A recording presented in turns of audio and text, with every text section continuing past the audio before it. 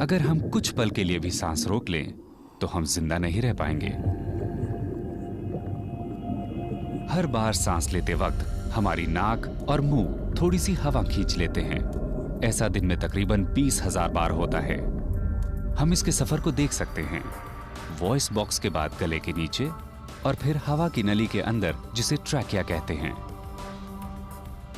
जैसे जैसे ये फेफड़ों के पास पहुंचती है, हवा के पास दो रास्ते हो जाते हैं, दाएं या बाएं। लेकिन दोनों फेफड़े उसे एक ही जगह पहुंचाते हैं।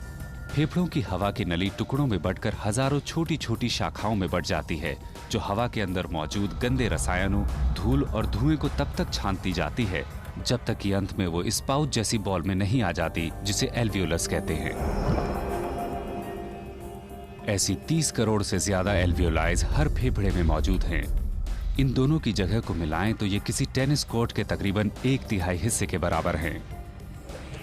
1 सेकंड से भी कम समय में ऑक्सीजन के मॉलिक्यूल्स इस एक सेल जितनी मोटी दीवारों के जरिए फेफड़ों से बाहर निकल जाते हैं। उसके बाद वो तेजी से बह रही रक्त धाराओं को पार करते हुए पूरे शरीर में घूमते हैं, जहां वो हमारे खरबों सेल्स को जरूरी चीजें मुहैया कराते हैं, ये मानते हुए कि हवा इस जगह तक पहुंच गई है। ये नीला रंग दर्शा रहा है कि किस तरह एक स्वस्थ फेफड़े ने ऑक्सीजन को रक्त धारा में मिला दिया है। किसी सिगरेट पीने वाले इंसान के फेफड़े इतनी अच्छी तरह से ऑक्सीजन को खाली नहीं कर पाते। उसके बाद बारी आती है सांस छोड़ने की।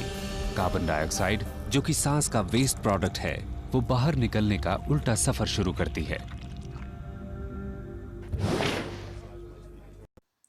इस इंटरेस्टिंग से वीडियो के बाद चलिए अब रेस्पिरेशन, जिसे हिंदी में श्वसन कहते हैं, उसके बारे में डिटेल में पता करें। The food material taken in during the process of nutrition. जितना भी खाद्य पदार्थों का अंतर्ग्रहण हम पोषण में करते हैं, is used in cell to provide energy for various life processes. अब उस खाद्य पदार्थ का उपयोग कोशिकाओं में होता है, और वो कोशिकाएं जो हैं वो विभिन्न जैव प्रक्रमों में ऊर्जा प्रदान करने के लिए इस भोजन का उपयोग करती हैं।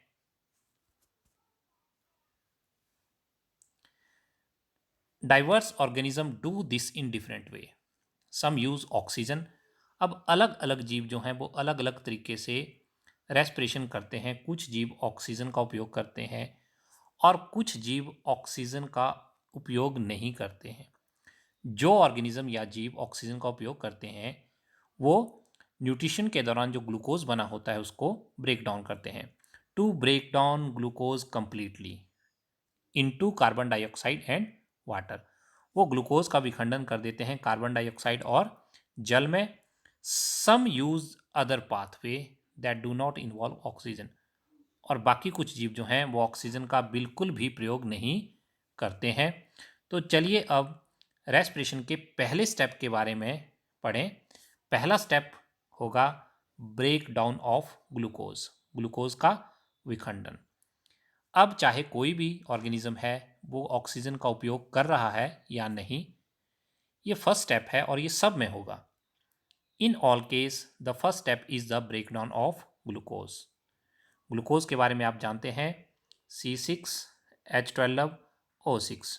ग्लूकोज एक ऐसा मॉलिक्यूल है जिसमें कार्बन के नंबर हैं 6। अब ये कन्वर्ट हो जाते हैं पायरूवेट में। पायरूवेट एक ऐसा मॉलिक्यूल है जिसमें कार्बन के नंबर होते हैं 3। तो इसका मतलब हुआ कि पहले चरण में ग्लूकोज 6 कार्बन वाले अणु का 3 कार्बन वाले अणु पायरूवेट में विखंडन होता है। अब ये विखंडन कहाँ होता है? ये विखंडन होता है कोशिका द्रव्य में, साइटोप्लाज्म में। तो फर्स्ट स्टेप जो है ब्रेकडाउन ऑफ ग्लूकोज, वो साइटोप्लाज्म या कोशिका द्रव्य में होगा। तो चलिए अब डिटेल में इस स्टेप के बारे में जानते हैं। अब देखिए, ये है ग्लूकोज। अभी आपने जाना C6H12O6, ये ग्लूकोज है। अब ये कन्वर्ट होगा पायरूवेट में। अब देखिए, पायरूवेट को सिंपली हम C3H4O3 भी बोल सकते हैं, या फिर CH3COCOOH। एक्चुअल में ये है पायरुविक एसिड। अब इस पायरुविक एसिड का जो कार्बोजाइलेट एनाइन होता है, COO नेगेटिव, ये हो गया इसका एनाइन, यहाँ तक H+ आयन को अलग कर दिया। तो ये कार्बोजाइलेट एनाइन जो होता है पायरुविक एसिड का, इसे ही पायरुवेट कहा जाता है। तो देखिए अब एक मॉलिक्यूल जो 6 कार्बन वाला था वो कन्वर्ट हो गया एक दूसरे मॉलिक्यूल में जिसमें कार्बन के नंबर 3 है। तो अब ध्यान दीजिएगा, ग्लूकोज कन्वर्ट हुआ पायरुवेट में, प्रेजेंस ऑफ ऑक्सीजन है यहाँ पर, और ये हुआ कहाँ पे, साइटोप्लाज्म या कोशिका द्रव्य में। तो पायरुवेट के साथ ही यहाँ पर कुछ एनर्जी भी रिलीज हुई। ये तो था हमारा फर्स्ट स्टेप। अभी सेकंड स्टेप आगे पढ़ेंगे हम इसके बारे में। तो चलिए अब देखिए, रेस्पिरेशन दो टाइप की हो सकती है, एक एरोबिक और एक एनारोबिक। एनारोबिक मीन्स अवायवीय, जहाँ पर वायु का मतलब होगा ऑक्सीजन, ऑक्सीजन का यूज नहीं होगा।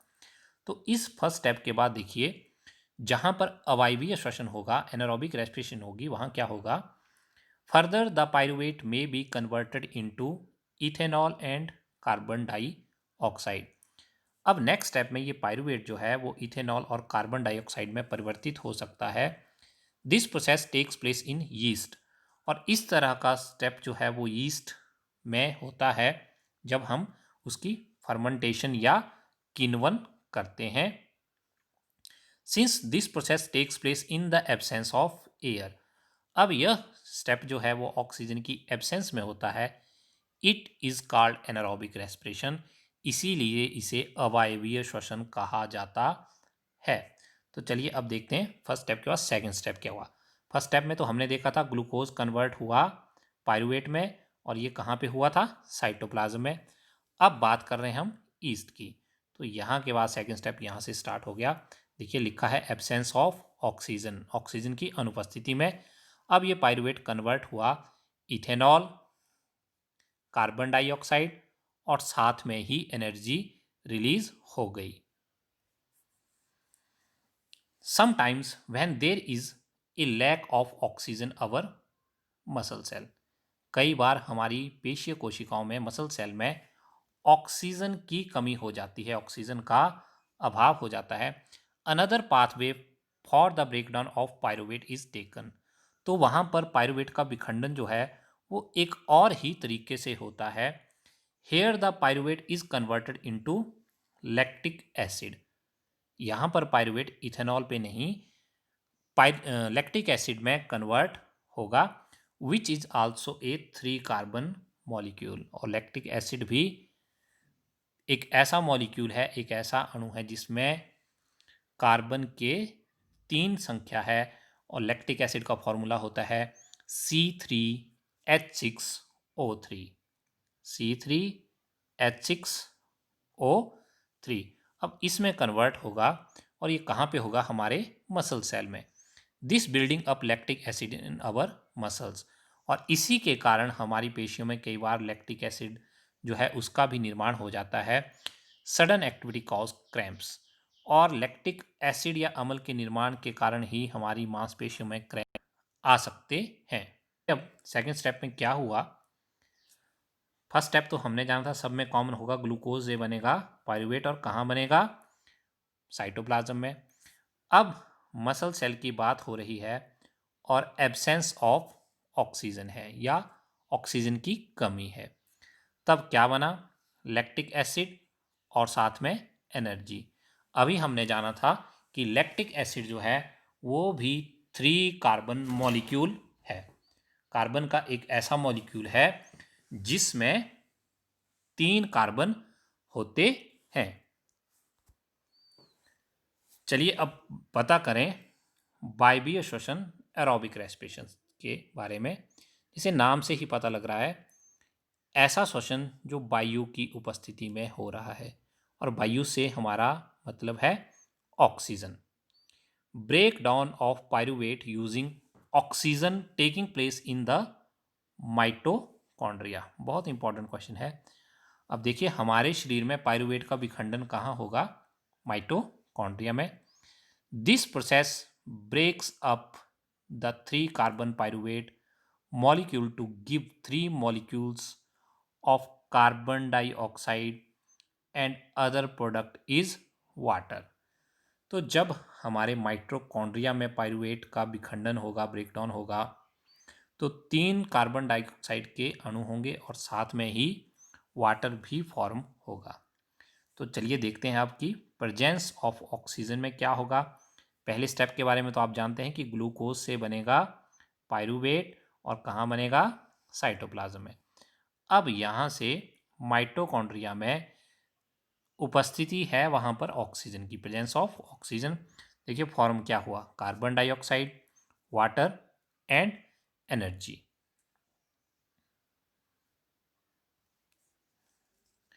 Since this process takes place in the presence of air, it is called aerobic respiration। अब यह प्रक्रम जो है वो ऑक्सीजन की उपस्थिति में हुआ, इसीलिए इसे वायवीय श्वसन कहा जाता है। The release of energy in this aerobic process is a lot greater than anaerobic process. और एक इम्पॉर्टेंट बात यह है कि वायवीय श्वसन में जो ऊर्जा निकलती है, रिलीज होती है, वो अवायवीय श्वसन की अपेक्षा बहुत अधिक होती है। इसका मतलब एरोबिक श्वसन में, एरोबिक रेस्पिरेशन में एनर्जी ज़्यादा रिलीज होगी, एनारोबिक रेस्पिरेशन में एनर्जी इन कंपैरिजन में, एरोबिक रेस्पिरेशन के कंपैरिजन में कम एनर्जी रिलीज होगी। The energy released during the process of respiration is used to make ATP molecule from ADP and inorganic phosphate। देखिए जो energy release हुई वो energy ADP adenosine diphosphate और inorganic phosphate की सहायता से ATP बनाने में यूज होती है।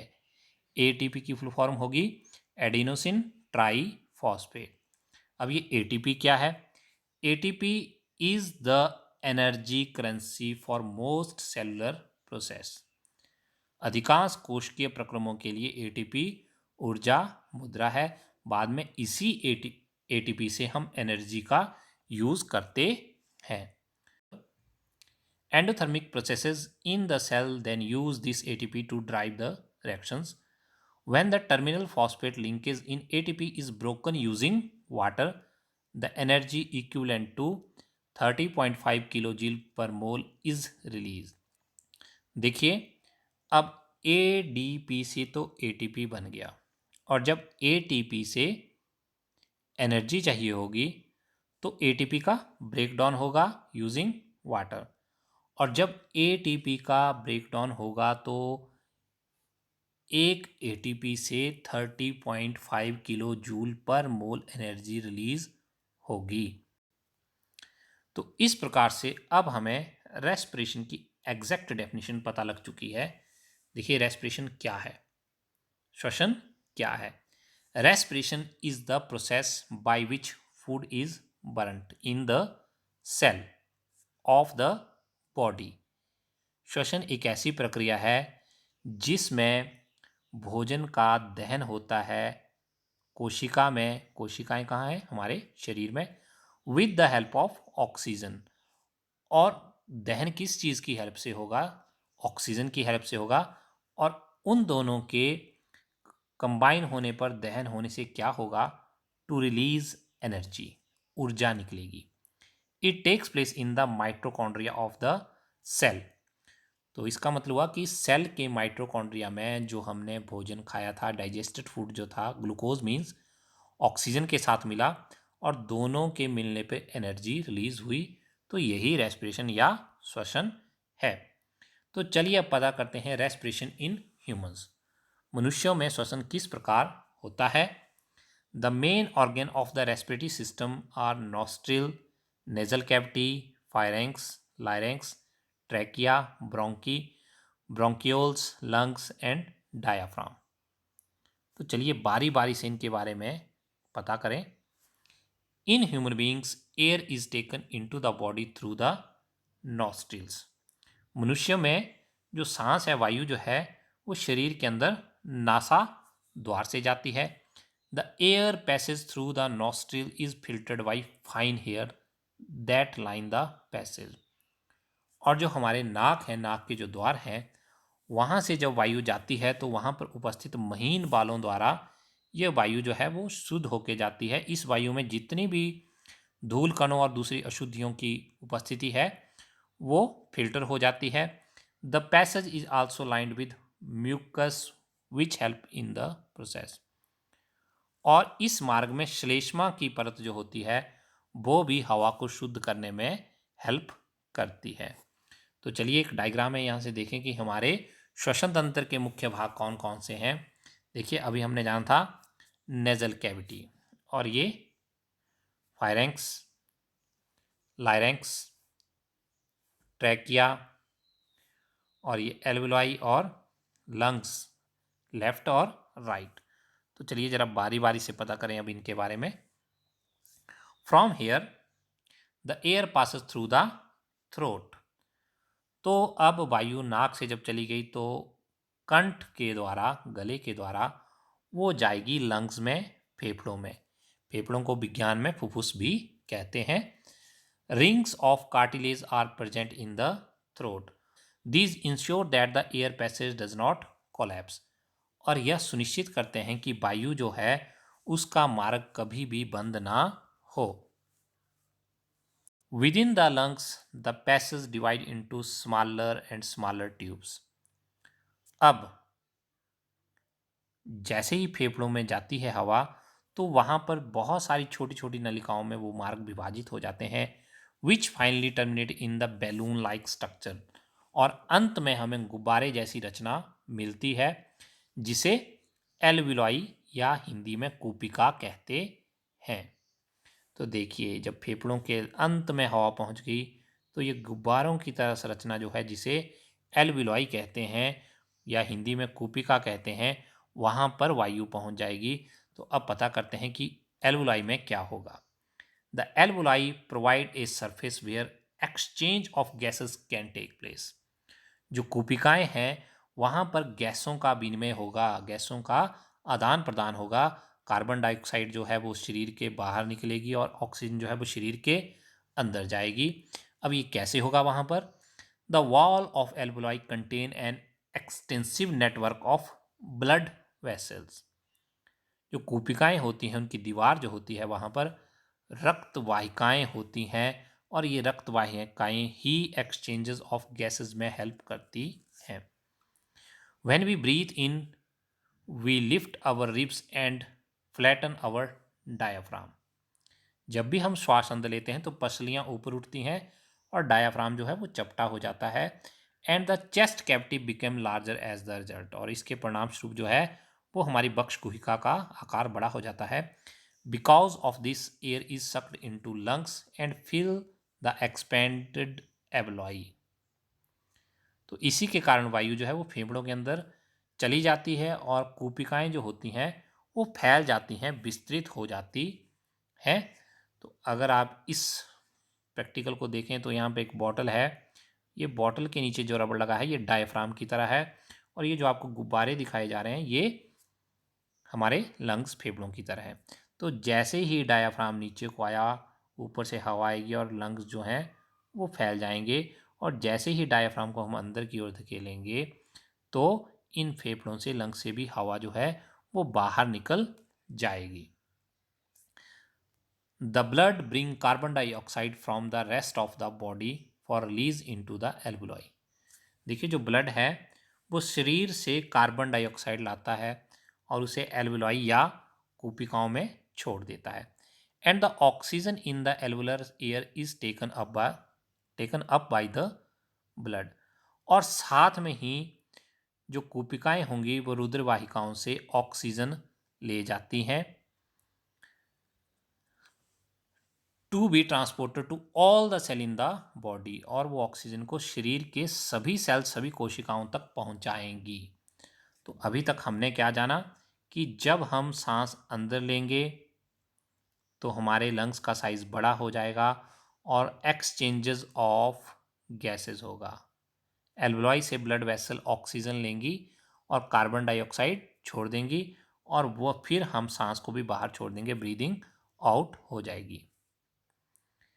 देखिए एक इंटरेस्टिंग सी बात है, if the alveolar surface were spread out it would cover about 18 metre square. अगर कूपिकाओं की सतह को फैला दिया जाए तो लगभग 80 वर्ग मीटर का क्षेत्र जो होगा वो ढक लेगा।